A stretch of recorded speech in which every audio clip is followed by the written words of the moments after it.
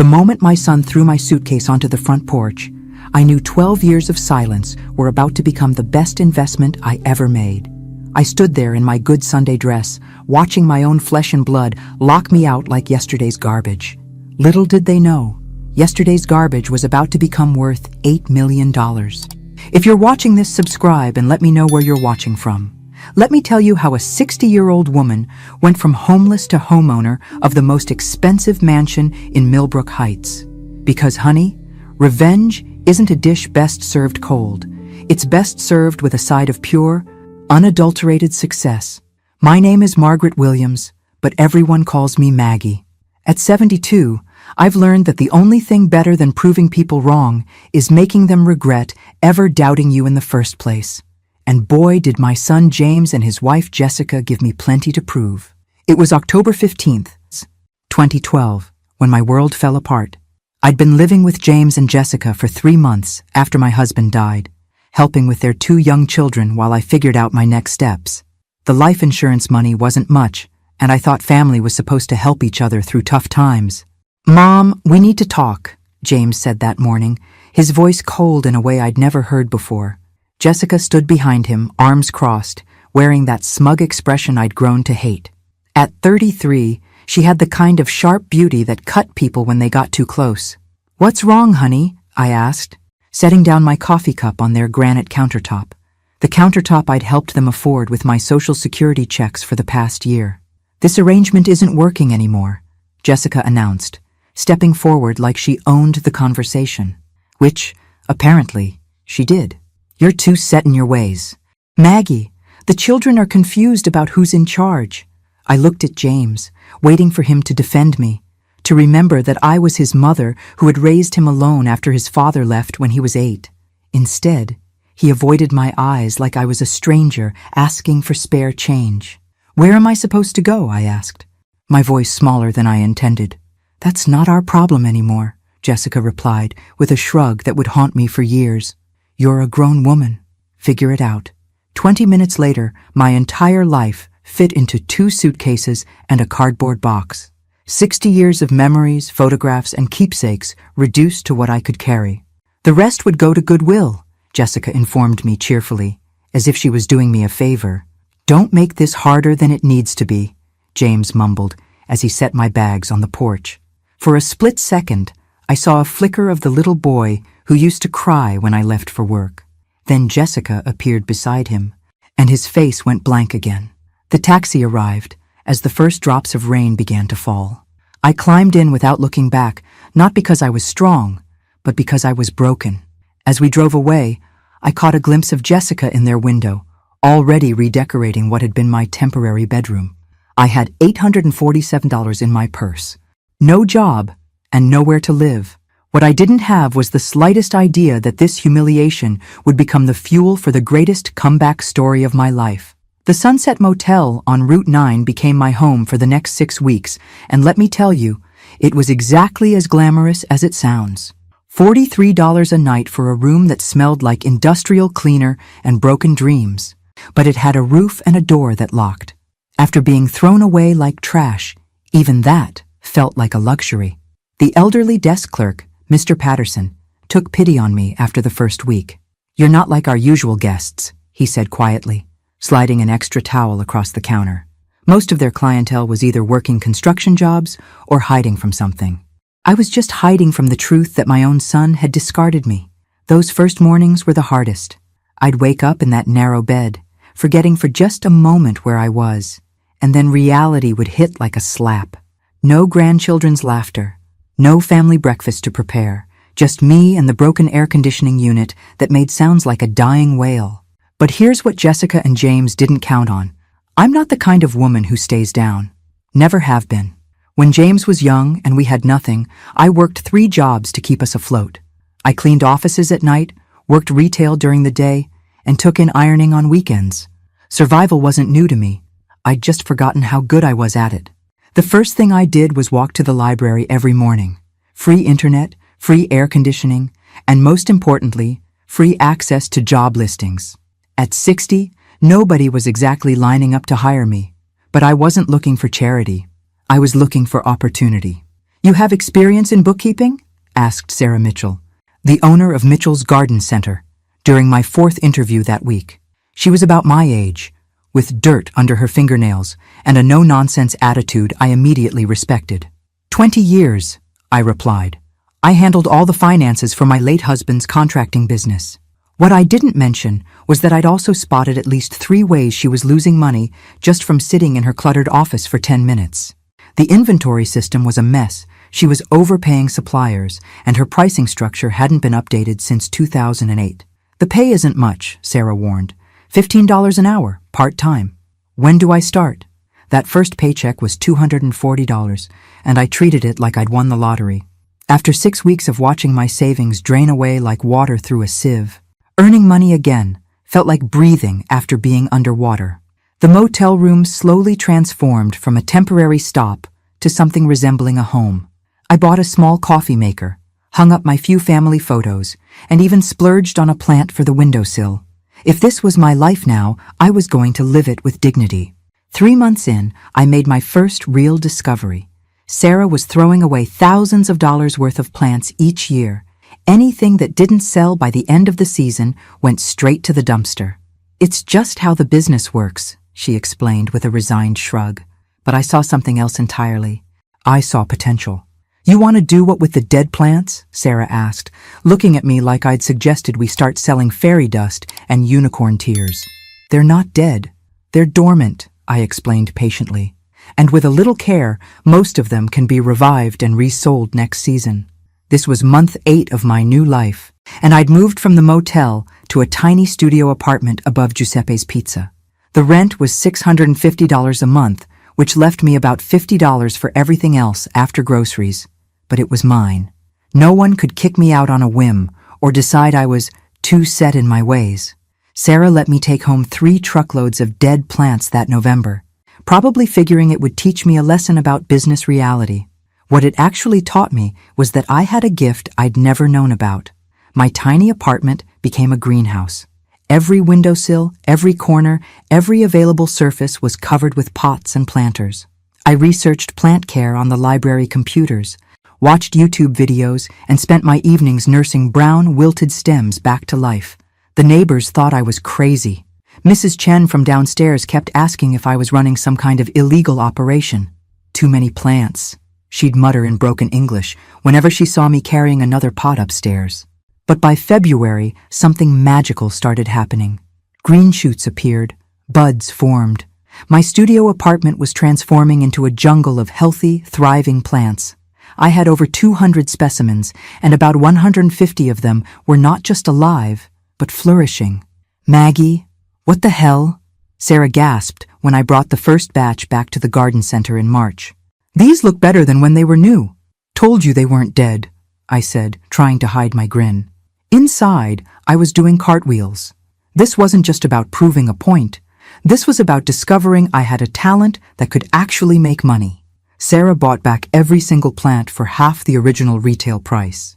In one transaction, I made $847, more than my first month's salary. But more importantly, I'd found something that felt like purpose again. The next year, our arrangement became official. Sarah would set aside all the unsellable plants for me. I'd rehabilitate them through the winter, and we'd split the profits in spring. It wasn't exactly a business empire, but it was mine. Word started spreading through the gardening community. That lady at Mitchell's can bring anything back to life, people would say. Soon, other garden centers were calling, asking if I'd take their clearance plants too. By the end of year 2, I was making more from plant rehabilitation than from my bookkeeping job. I'd also moved to a larger apartment with a proper balcony and had turned Giuseppe's parking lot into an unofficial greenhouse with his permission. The best part? Every healthy plant I saved felt like proof that being discarded didn't mean being worthless. Some things just needed the right care, the right attention, and the right person who could see their potential. James and Jessica had thrown me away, assuming I'd wither and disappear. Instead, I was putting down roots in soil they'd never even imagined. Year 3 was when I stopped thinking small and started thinking smart. By this point, I had a waiting list of garden centers wanting me to rehabilitate their clearance plants, and my little apartment operation was bursting at the seams. The landlord had started charging me extra for excessive plant drainage, and Giuseppe was getting tired of customers asking if they could buy the beautiful plants covering his parking lot. "You need a real facility," Sarah told me during one of our coffee meetings. "And you need to think bigger than just saving plants." She was right. But thinking bigger required money I didn't have. My savings account had grown to about $15,000, which felt like a fortune after starting with nothing, but it wasn't enough for commercial space. That's when I met Eleanor Rodriguez at the Small Business Development Center. Eleanor was one of those sharp, efficient women who could spot potential from a mile away and wasn't afraid to push people toward it. "You're not in the plant rehabilitation business," she told me after reviewing my numbers. "You're in the business of turning waste into profit. That's a completely different conversation." Eleanor helped me see what I'd been too close to notice. I wasn't just saving plants, I was solving a major industry problem. Garden centers nationwide were literally throwing away millions of dollars in inventory every year because they didn't know how to handle end-of-season clearance effectively. "What if you franchise the process?" Eleanor suggested. "Teach other people to do what you do, take a percentage of their profits, and scale the operation nationwide." The idea was terrifying and thrilling all at once. Me, a 63-year-old woman who'd been homeless 3 years earlier, running a national business? But the numbers Eleanor showed me were impossible to ignore. We spent 6 months developing a business plan. I would start with a proper facility in Millbrook, perfect the rehabilitation process, document everything, and then begin licensing the method to other operators across the country. The SBA loan application was 47 pages long, and I nearly gave up 3 times trying to fill it out. But Eleanor pushed me through every section, helping me articulate why this wasn't just some crazy plant lady's hobby. It was a legitimate solution to a real problem. "Mrs. Williams," the loan officer said during my final interview, "your financial projections seem optimistic." "Sir," I replied, leaning forward with the confidence of someone who'd proven people wrong before. 3 years ago, I was living in a motel room with less than $1,000 to my name. Last year, I turned $50,000 worth of dead plants into $200,000 in revenue. I'd say my track record speaks for itself. The $150,000 loan approval came through on a Tuesday in March. I signed the papers in Eleanor's office, my hands shaking slightly as I realized I was now responsible for more money than I'd ever imagined. Within 6 months, I'd leased a 5,000-square-foot warehouse on the outskirts of town, hired 2 part-time employees, and established contracts with 15 garden centers across 3 states. Phoenix Plant Recovery, because everything deserves a second chance, was officially born. The irony wasn't lost on me. My son had thrown me away, assuming I was worthless. Now I was building a business empire based on proving that nothing is ever truly worthless if you know how to see its potential. By year 5, Phoenix Plant Recovery had grown beyond anything I'd imagined possible. We were operating in 12 states, had 47 licensed operators, and I'd just signed a consulting contract with Home Depot's regional headquarters. The scared, broken woman who'd been thrown out with the trash was now being flown to corporate meetings in Atlanta. "Mrs. Williams, your success story is exactly what our industry needs to hear," said David Chen, Home Depot's sustainability director, as we toured their flagship store. "Turning waste into profit while helping the environment? That's the future of retail." I smiled politely, still getting used to being treated like an expert instead of an inconvenience. The transformation hadn't been easy. There had been plenty of 18-hour days, failed experiments, and moments when I wondered if I was in over my head. But every challenge had taught me something new about business, about myself, and about what I was truly capable of. My personal life had stabilized too. I'd moved into a nice 2-bedroom apartment in Millbrook's historic district, complete with a garden where I could test new rehabilitation techniques. I'd made friends, real friends, not people who tolerated me out of obligation. My weekly book club with Eleanor and 3 other women had become the highlight of my social calendar. The financial success was staggering, even to me. Phoenix Plant Recovery was generating over $2 million in annual revenue, and my personal net worth had crossed the 7-figure mark. I kept detailed spreadsheets, not because I was obsessed with money, but because the numbers represented something more important: independence. "Have you thought about expanding internationally?" asked Marcus Thompson, my business attorney, during our quarterly review. We've been getting inquiries from Canada and the UK. One step at a time, I replied, though the idea was tempting. I want to make sure we're doing this right before we get too ambitious. The truth was, I was already thinking about the next phase. The plant rehabilitation business had taught me that there were profitable opportunities hiding in plain sight all around us, if you knew how to look for them. I'd started investing in other small businesses, applying the same principle of finding undervalued potential and helping it grow. But the real satisfaction came from the personal victories. Like the day I hired Tommy Martinez, a 19-year-old who'd been written off by everyone else, but had an incredible intuition for plant care. Or when Sarah Mitchell, who'd taken that first chance on me, sold her garden center and became one of my licensed operators in Florida. You've changed my whole perspective on what's possible, Sarah told me during her retirement party. Watching you build this from nothing, it's inspired half the women in this town to take risks they never would have considered. I'd started keeping a journal of lessons learned, partly for potential future employees, but mostly for myself. The biggest lesson? Never let anyone else define your worth. James and Jessica had decided I was useless, a burden they couldn't afford to carry. They'd thrown me away without a second thought. What they didn't know was that they'd just given me the motivation to become everything they'd never imagined I could be. Every contract signed, every new location opened, every success story was proof that their judgment had been spectacularly wrong. And honestly, I was just getting started. The house hunting began as a practical decision and ended as an act of pure, beautiful revenge. After 5 years of apartment living, I needed more space for my expanding business ventures and investment portfolio. What I found instead was the perfect way to announce to Millbrook that Margaret Williams was no longer the woman anyone could throw away. The Harrison estate? Jennifer Walsh, my realtor, repeated when I mentioned the property. Maggie, that house hasn't been on the market in 40 years. It's the most prestigious address in Millbrook Heights. Millbrook Heights, the neighborhood where James and Jessica had always dreamed of living but could never afford.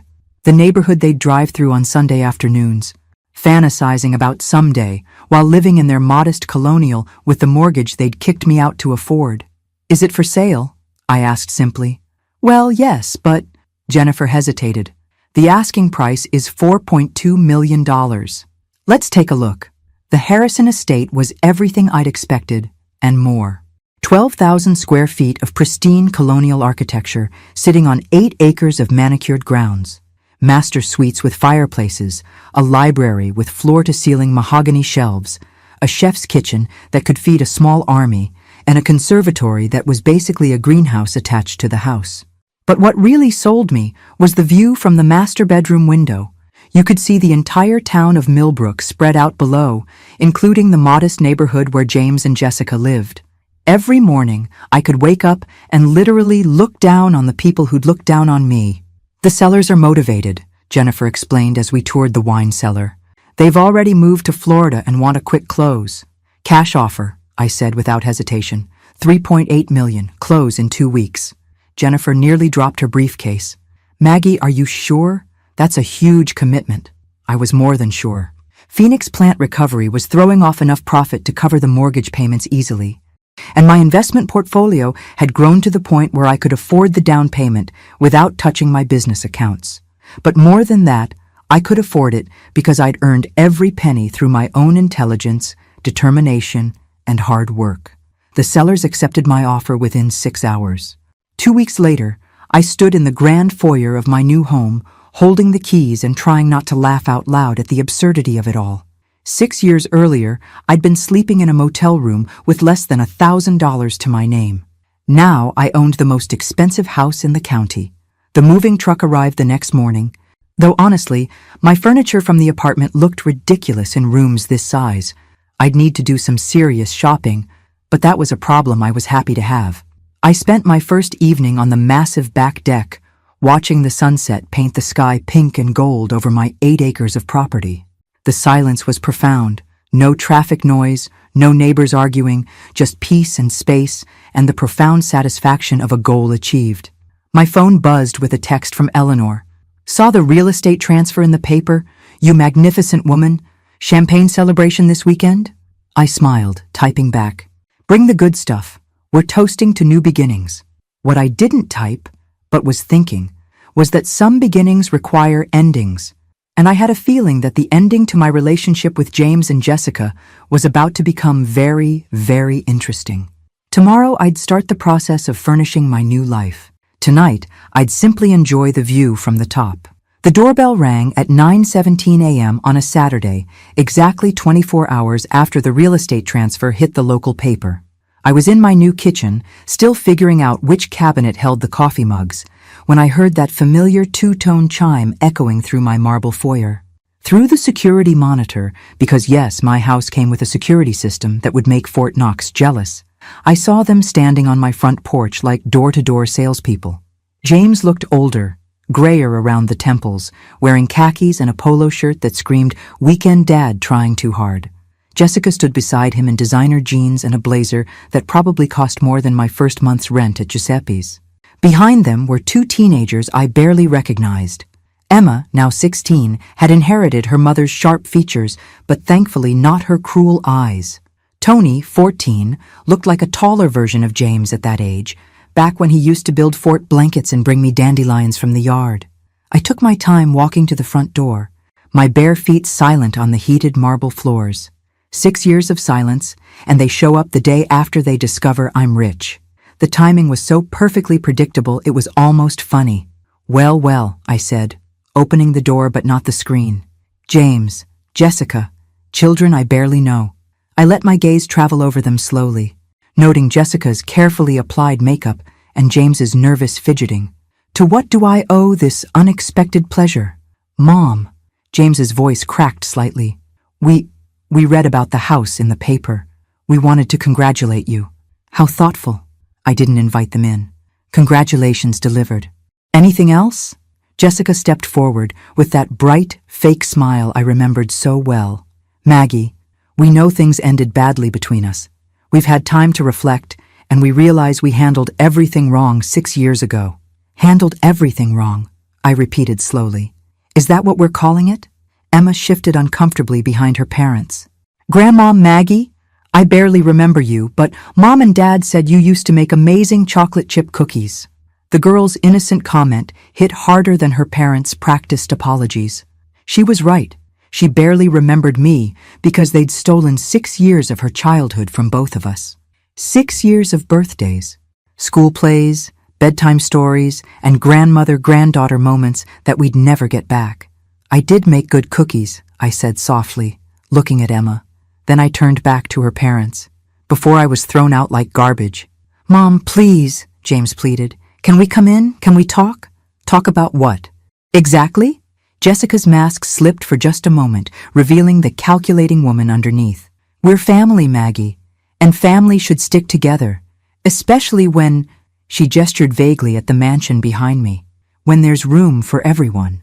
There it was, the real reason for their visit, delivered with all the subtlety of a sledgehammer. "Room for everyone," I mused. "How convenient that you've discovered your family feelings now that I have 12,000 square feet." "That's not fair," James protested, but his eyes were already cataloging what he could see of the house interior. "We've missed you. The kids have missed having a grandmother." I laughed, actually laughed, at the absurdity of it. "James, honey, you threw me out of your house with 2 suitcases and a cardboard box. Jessica told me I was too set in my ways, and that figuring out my life wasn't your problem anymore. Now you miss me?" The silence stretched until Tony spoke up. "Dad, what is she talking about?" "Why don't you come in?" I said finally, stepping back from the door, "since you're so interested in family reunions." I led them through the foyer, past the crystal chandelier and marble staircase, into the living room with its floor-to-ceiling windows overlooking the grounds.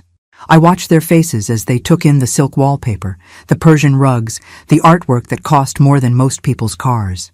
"This place is incredible," Tony breathed, walking to the windows. "Mom, look at the pool!" Jessica was looking all right. I could practically see her calculating square footage and property values. "It's certainly spacious," she said carefully. "Much too big for one person." "Is it?" I settled into my favorite armchair, a beautiful wingback in navy blue velvet that I'd bought specifically for this room. "I find I quite like having space to breathe." James sat on the edge of the sofa like he was afraid to wrinkle the fabric. Mom, about what happened 6 years ago. We were dealing with a lot of stress. New mortgage, my job situation was uncertain. Jessica was working full-time with 2 small kids. So naturally, the solution was to make your widowed mother homeless, I finished. Very logical. We thought you'd figure something out, Jessica said defensively. You're so capable, so independent.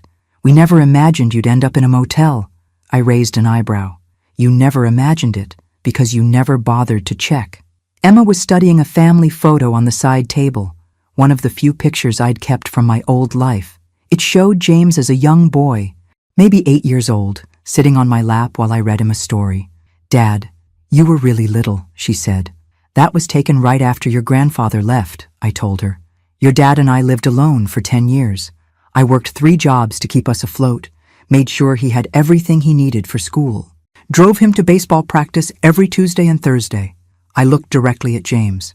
I thought that meant something. It did mean something, James said quietly. It means everything. That's why we're here. No, I said firmly. You're here because you want something. The question is, are you going to be honest about what it is? Or are we going to keep pretending this is about missed family connections? Jessica's patience was clearly wearing thin. Fine, she snapped. Yes, we need help. James lost his job 3 months ago. We're behind on the mortgage, and Emma needs money for college applications. Happy now? Deliriously, I said dryly. Now we're getting somewhere. The thing is, James jumped in, shooting Jessica a warning look, we were thinking. You have all this space, and we're struggling with our housing situation. You want to move in. It wasn't a question. Temporarily, Jessica added quickly. Just until James finds another position. Maybe 6 months? A year at most? I looked around my beautiful, peaceful living room, then back at the people who'd discarded me the moment I became inconvenient. Let me make sure I understand this correctly. You want to move your entire family into my house because you're having financial difficulties. We're family, James repeated, like it was a magic word that would open all doors. Family, I mused. Is that what you called it when you locked me out of your house? When you told me figuring out my life wasn't your problem anymore? The silence that followed was broken only by the ticking of the antique clock on the mantelpiece. Finally, Tony spoke up again. What happened 6 years ago? Why won't anyone explain what you're talking about? I looked at the 2 teenagers, these grandchildren I'd been robbed of knowing, and made a decision. Sit down, I told them. Both of you. It's time you learned exactly what kind of people your parents really are. Mom. Don't, James warned, but I held up a hand. Emma, Tony, 6 years ago, your grandfather died. I was 60 years old, recently widowed, and I needed a place to stay while I figured out my next steps. Your parents invited me to live with them. I kept my voice calm, factual. For 3 months, I helped with childcare. I contributed my Social Security checks to household expenses and tried to stay out of the way. Emma and Tony were listening intently, their faces serious. Then one morning, your mother decided I was too set in my ways and told me I had to leave. Immediately. Your father packed my belongings into 2 suitcases and put me on the front porch. I had $847 and nowhere to go. That's not how it happened, Jessica protested. You were interfering with our parenting decisions, undermining our authority with the children. I made them breakfast, I said simply, and I suggested they say please and thank you. Apparently, that qualified as undermining authority. Tony looked confused. But where did you go? What did you do? I lived in a motel for 6 weeks, then a studio apartment above a pizza place. I worked part-time at a garden center for $15 an hour. I smiled at the memory. Best thing that ever happened to me, actually. How is being homeless the best thing that ever happened to you? Emma asked. Because it taught me that I didn't need anyone to take care of me. I could take care of myself just fine. I gestured around the room. Better than fine, as it turns out. Jessica was getting agitated. This is ancient history, Maggie. We're trying to move forward, to rebuild our relationship. No, I interrupted. You're trying to rebuild your bank account. There's a difference. I pulled out my phone and showed them a text message I'd received earlier that morning. This is from Nancy Martinez, a friend of mine who works at the unemployment office. She mentioned seeing a familiar name cross her desk recently. I looked directly at James. You didn't lose your job 3 months ago. You were fired 6 months ago for falsifying expense reports. James's face went white. How did you— I know things, James. I know Jessica opened 3 new credit cards last year and maxed them out on designer clothes and spa treatments. I know you refinanced your house twice to pay for that vacation to Italy. I know you're not just behind on your mortgage, you're facing foreclosure next month. The silence in the room was deafening. I also know, I continued, that you drove by my motel every single day for 6 months after you threw me out. You knew exactly where I was living and exactly how much I was struggling. And you never once stopped to check if I was okay. Emma's eyes filled with tears. Dad? Is that true? James couldn't look at his daughter. Jessica, however, had switched to full attack mode. Fine. So we made mistakes. So did you. You could have asked for help instead of disappearing for 6 years. I laughed. Asked for help from the people who told me figuring out my life wasn't their problem? From the daughter-in-law who called me a burden? We were young. We were stressed. You were cruel, I said quietly. And now you want me to pretend it never happened because you need something from me. Tony suddenly stood up, his face flushed with anger. This is messed up, he said, his voice cracking. Dad, you told us Grandma Maggie moved to Florida to be near her sister. You said she didn't want to see us anymore. We never said that exactly, James started. Yes, you did. Emma jumped up too, her voice rising. You said she chose her new life over being part of our family. You made us think she abandoned us. I felt a surge of vindication mixed with sadness. These children had been lied to for 6 years, robbed of their grandmother because their parents were too proud to admit what they'd done. There's something else you should know, I said softly. About 6 months after I moved out, your father came to see me. Jessica's head snapped toward James. What? You didn't tell her? I asked James, genuinely surprised. How interesting. James was sweating now, his polo shirt sticking to his back. Mom, please. He showed up at my apartment on a Tuesday evening, I continued, watching Jessica's face carefully. He'd been drinking, and he was crying. He said he missed me, that he'd made a terrible mistake, that he wanted me to come home. You're lying, Jessica said, but her voice was uncertain. I pulled out my phone again and scrolled to an old photo. I took a picture of the letter he wrote me that night. Would you like me to read it out loud?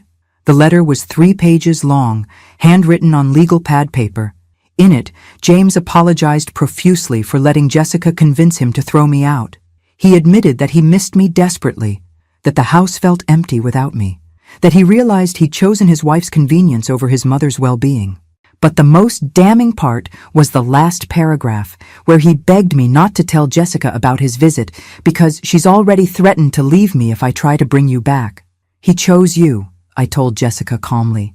He chose keeping you happy over doing the right thing by his mother. And for 6 years, he's been lying to all of you about it. Jessica turned to James, her face a mask of fury. You went behind my back? You wrote her a letter? I was drunk, James mumbled. I wasn't thinking clearly. No, I said. You were thinking clearly for the first time in months. That's what scared you. Emma was crying openly now. 6 years, she whispered. We missed 6 years with you because of their lies. But here's the thing, I said, standing up and smoothing down my silk blouse. I'm not the same woman who got thrown out 6 years ago. That woman was broken, dependent, willing to accept crumbs of affection from people who saw her as a burden. I walked to the window, looking out at my perfectly manicured grounds. This woman owns a multi-million-dollar business. This woman has friends who respect her, employees who depend on her, and investments that generate more income in a month than your father made in a year when he had a job. I turned back to face them. This woman doesn't need anything from anyone, especially not from people who threw her away like garbage and now want to move into her house because they've mismanaged their own lives. The silence stretched until Tony spoke up, his voice small. So, you don't want a relationship with us? Even now that you know we were lied to? The question broke my heart, but I kept my expression neutral. I want a relationship with you and Emma. You're innocent victims in this situation. But your parents? I looked directly at James and Jessica. Your parents are going to have to earn their way back into my life, if they can. Jessica stood up abruptly, her mask of false sweetness finally discarded completely. This is ridiculous, she snapped. We're your family, Maggie. You can't just pick and choose which parts of us you want. Watch me, I replied calmly. Fine, Jessica continued, her voice rising. You want to play games? You want to punish us for something that happened 6 years ago? We'll just leave. Come on, James, kids. We don't need this. But Emma didn't move. Neither did Tony. They sat on my expensive sofa, looking between their parents and me with expressions of confusion and betrayal. Actually, Emma said quietly, I want to stay and talk to Grandma Maggie alone. Emma, we're leaving, Jessica commanded. No. Emma's voice was stronger now. I'm 16 years old, and I just found out you've been lying to me for 6 years about my grandmother. I want to hear her side of the story. Tony nodded. Me too. Jessica looked like she was about to explode, but James put a hand on her arm. Maybe we should give them some time, he said quietly. Don't you dare take her side, Jessica hissed at him. I'm not taking anyone's side, James replied, but he was looking at me with something that might have been regret. I'm trying to think about what's best for our children. For a moment, I saw a glimpse of the man who'd written me that letter 6 years ago, the son who'd been torn between his wife's demands and his conscience. But the moment passed quickly. Fine, Jessica said, but we're not done here, Maggie. We'll be back. No, I said firmly. You won't. Not unless you're invited. This is my house, my property, and I have an excellent security system. If you show up uninvited again, I'll have you arrested for trespassing. Jessica's face went through several shades of red. You can't keep us from our children. I'm not keeping anyone from anyone, I said, but I'm also not allowing you to use them as emotional blackmail. Emma and Tony are welcome here anytime they want to visit. You and James are not. Not until you've proven you've changed. Proven how? James asked. I considered the question carefully. Start by telling your children the complete truth about what happened 6 years ago. Not your version, not Jessica's version, the truth. Then get your financial house in order without asking me for help. Show me you can stand on your own 2 feet like the adults you claim to be. And then maybe we can have a conversation about forgiveness. Maybe. I smiled coldly. But don't hold your breath. After they left, I sat with Emma and Tony for 2 hours, answering their questions, showing them photo albums from their father's childhood, and listening to their stories about school, friends, and dreams for the future. They were good kids, despite their parents' failures, and I could see echoes of the little boy I'd raised in both of them. Can we come back next weekend? Emma asked, as I walked them to the door. Anytime you want, I promised. I have 6 years of grandmothering to catch up on. As I watched their car disappear down my long driveway, I felt something I hadn't experienced in years. Complete satisfaction. Not revenge, exactly, but justice. The people who'd thrown me away were now the ones begging for scraps, while the woman they'd discarded was living in luxury they could never afford. I'd proven that being thrown away doesn't mean being worthless. Sometimes it just means you're finally free to discover your true value. And sometimes, the best revenge really is living well. The next morning, I called Eleanor to tell her about the visit. How do you feel? She asked after I'd shared the whole story. I looked out at my beautiful grounds, sipped my coffee from expensive china, and smiled. I feel like I'm exactly where I belong. Finally. Some victories are quiet. This one was perfect. Thanks for listening. Don't forget to subscribe and feel free to share your story in the comments. Your voice matters.